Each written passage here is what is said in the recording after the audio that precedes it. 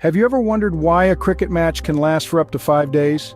It's all due to the intricate nature and uniqueness of this sport. Cricket, with its rich tapestry of rules, is both fascinating and complex. Today, we'll embark on a journey to uncover these rules, breaking down their complexities into easily digestible nuggets. From the structure of the game to scoring runs and dismissals, we'll explore it all, so buckle up for an exciting ride. Stay tuned as we unravel the intricacies of cricket rules. First things first, understanding the cricket ground. Let's embark on a journey of the cricket battlefield. At the center, we have the pitch. Imagine a narrow strip of flat, closely mown grass. This is the stage where the batsman and bowler duel.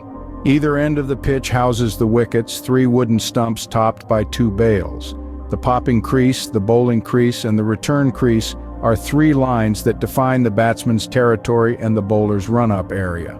Now let's extend our view to the boundaries. They encircle the pitch and are the limit for the field.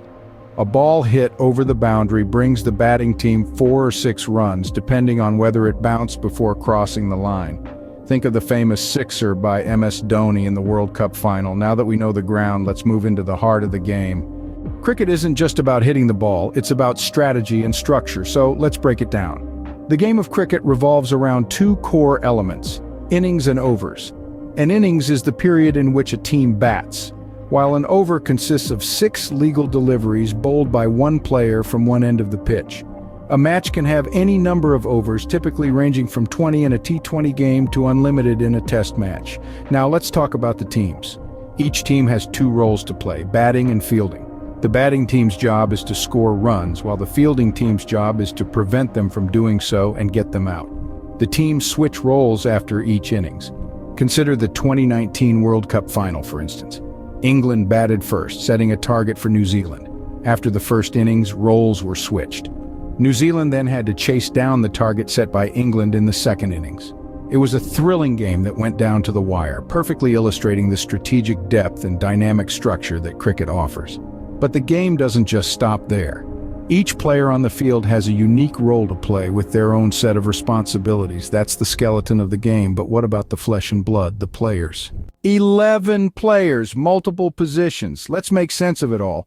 Now in cricket, each player has a unique role that contributes to the overall performance of the team. Starting with the batsmen, they are the offensive players, wielding their bats with skill and precision. Their job is to score runs and defend their wicket. Picture a pressure cooker match where the last over is being played, and the batsman hits the ball out of the park for a 6. That's the power of a good batsman. Next, we have the bowlers, the defensive players. Their goal is to get the batsman out by hitting the wickets or coaxing batsmen into making mistakes. Remember when a fast bowler delivers a perfect yorker and the crowd erupts as the wicket shatters? That's a bowler for you. Then there's the wicket keeper. This player stands behind the wickets at the batsman's end, ready to catch any balls that the batsman misses. Ever seen a wicket keeper make a lightning-fast stumping, sending the batsman back to the pavilion? That's the thrill of a wicket keeper's role. Lastly, we have the fielders. These players are positioned strategically across the field, ready to catch the ball and prevent runs. Picture a fielder diving to catch a ball, saving a boundary. That's the agility of a fielder. With the players in place, it's time to dive into the action. How do you score in cricket? It's not as simple as you might think. In the world of cricket, runs are the bread and butter of the game. The most straightforward way for a team to score is by hitting the ball and physically running between the wickets. Each run between the wickets equals 1 point. But that's not the only way to rack up runs. There's also the boundary. When a batsman hits the ball and it crosses the boundary line without bouncing, it's called a 6. This is the highest scoring shot in cricket. If the ball bounces before crossing the boundary line, it's a 4. Now let's talk extras. These are runs given to the batting side due to errors made by the fielding team. The most common types are wides and no balls. A wide is when the bowler bowls the ball too wide of the batsman for him to be able to hit it. And a no ball is when the bowler breaks certain rules during the delivery. Each of these mistakes gives 1 extra run to the batting team, and they also get an additional opportunity to bat. Imagine a real match where the team needs 6 runs off the last ball to win and the batsman hits a 6. The joy, the thrill, that's what cricket is all about. Scoring is the fun part, but what about when things go wrong? Getting out in cricket can be as dramatic as a Shakespearean tragedy. The drama unfolds in a variety of ways, each more thrilling than the last. Let's dive into the 10 ways a batsman can be dismissed, the rules that govern them, and some memorable instances from cricket history. First up, we have caught. Now this one's pretty straightforward. If a batsman hits the ball and it's caught by a fielder without bouncing, they're out. Who can forget Jonty Rhodes' spectacular diving catch in the 1992 World Cup? Next, we have bowled. This is when the ball delivered by the bowler hits the stumps directly, causing at least one bail to fall.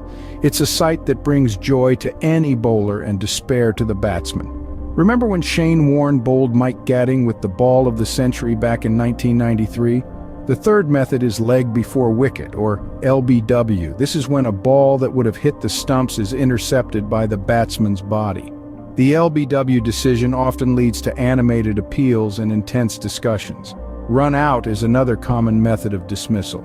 It's when a batsman is outside their ground while the ball is in play and the stumps are broken by the fielding team.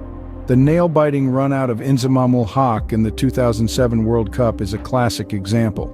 The other dismissals include stumped, hit wicket, hit the ball twice, obstructing the field, handled the ball, and timed out. Each of these dismissals has its own set of rules and unique circumstances.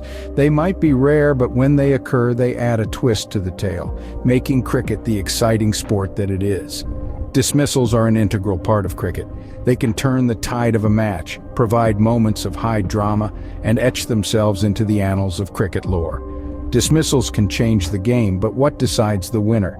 Winning in cricket is about more than just scoring runs. It's a strategic dance where the team's collective strength and individual brilliance come together. Let's break it down. A cricket match can be won in two main ways: through an innings victory or a runs victory.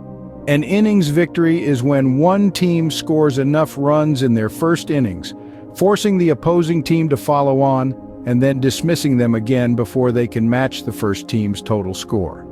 It's a display of sheer dominance. On the other hand, a runs victory is when a team outperforms the other in terms of total runs scored across both innings.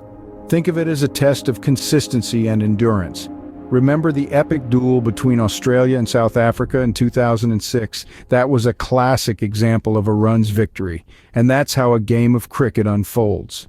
Cricket, a game of strategy, skill, and sometimes sheer luck. We've taken quite the journey together, exploring the ins and outs of this majestic sport. We've delved into the intricacies of the cricket ground, from the pitch to the boundary and the importance each holds.